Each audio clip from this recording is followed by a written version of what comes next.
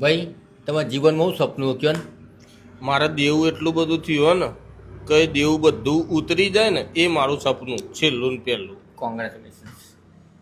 ભાઈ તમારા જીવનમાં હું સપનું કયો? મારા સપનું એ છે કે એને જે માગ્યું ને એ પૂરું થઈ જાય, કારણ કે મારા જ લીધે 11,33,000. કોના હાલવાના છે?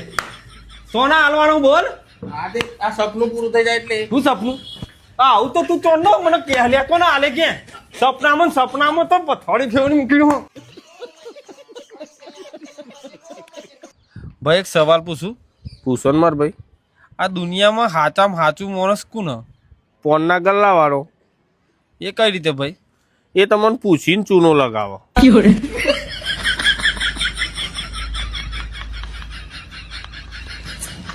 તું કઈ રીતે ચૂનો લગાવો? હું ફોન વગર ચૂનો લગાવી દઉં.